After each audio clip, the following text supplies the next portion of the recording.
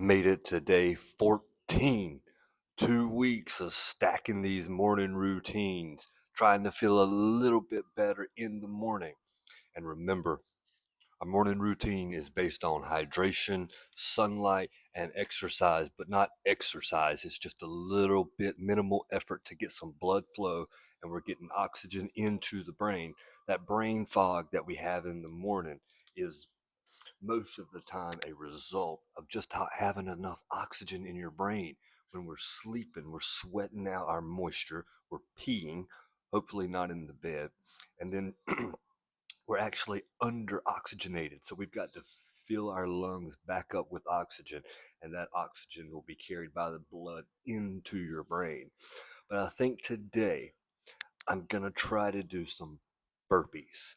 I've been only doing push-ups, and that's kind of like a step up from walking.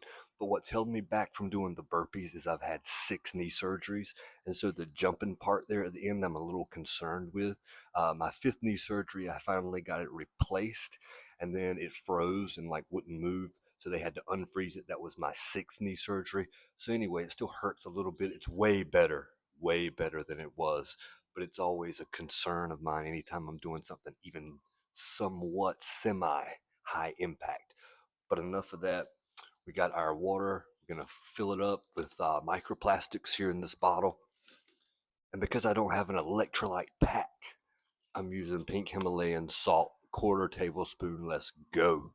Years ago, I used to wake up and I would be craving those Monster Energy coffee drinks, like the Kona Bean. I think was my absolute favorite. But then I realized because I'd get a headache like an hour later that I was incredibly dehydrated. So that was my first clue back in the day that you need to start your day off with water. I learned through trial and error that you gotta add salt to keep from peeing. All right.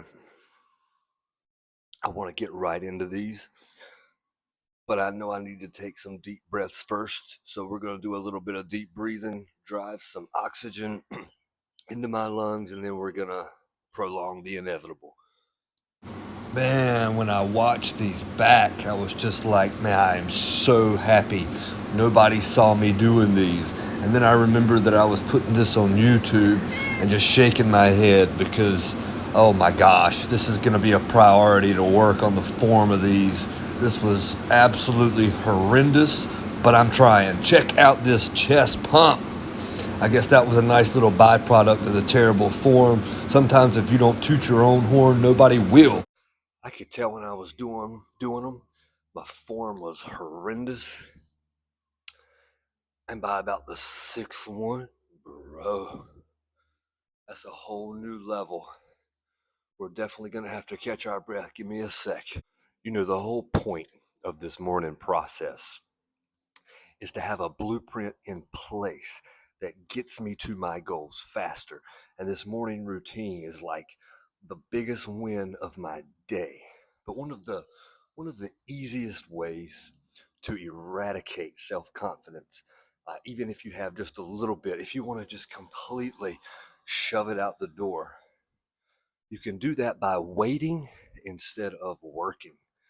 And most of us, and I know I'm guilty of this too, is this thing called analysis paralysis, where we feel like we're learning and teaching ourselves so that the process will be easier for us. But in all actuality, what we're doing is we're just prolonging the mistakes that we need to make in order to learn and be able to actually move forward. So, the difference from where you're at and where you want to be, that chasm, that's what I like to call the margin of despair.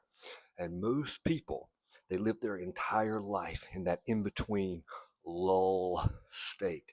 Sometimes maybe they get motivated and they make a little bit of progress, but it's never long enough or significant enough to actually get them where they want to go. So this waiting and not working, it's just going to keep us in that chasm of uncomfortability where we know we should be doing more and we're not. And so instead of waiting, you have to develop a plan of action. You can have a morning routine. Remember, you don't have to necessarily get up at like 4 o'clock in the morning. These influencer guys, that Ashton Hall, that was a ridiculous video anyway, just for clicks. But I do know of people who get up at just a ridiculously early hour, and I'm a night owl. I've always been a night owl. I come from a long line of people who hate getting up in the mornings. So I recognize this, and I just want to maximize my time in the morning. And that's best done when I'm alert physically, instead of just sitting on my couch, drinking coffee, and just waiting to feel better, or even worse, watching a motivational video, when really I want to get out here and make my own motivational video. We're so focused on consumption that a lot of times we forget we're supposed to be producing things. That's where it's at. Our creative forces lie dormant in us because we're not taking any action.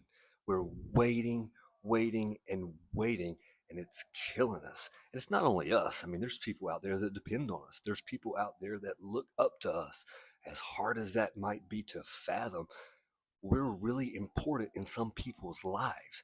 And when we decide to take ownership of our lives and control our time, then other people can see that.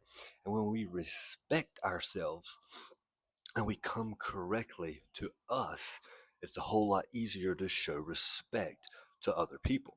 I'm not saying that we're walking around disrespecting other people, but I do think that most of us, myself included, make choices, or at least in the past, that completely disrespect your body.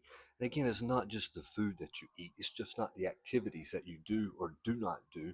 It's what you listen to, your music, is what you watch with your eyes. All of these things are consumption. Digestion doesn't just take place in your stomach, your mind has to digest and process all of this stuff we see in the outside world. Remember, your frequency is what you frequently see, and your vibration, your internal state, is a response to that frequency. So if you're constantly seeing and ingesting things that aren't necessarily going to get you closer to your goal, what you frequently see is not your goal. And also, your internal response, how you're responding to this, is keeping you at a low vibrational state. If you want to raise your vibrational state, your internal frequency, you can either change your circumstances, what you frequently see, or the most important part is you change how you respond to what you see. A lot of times we can't change our circumstances, but we can always change how we respond to them. So today, if you find yourself in the margin of despair and you know you should be doing more, but you're not, make a small decision today to advance yourself forward. If it's doing nothing more than writing down a goal.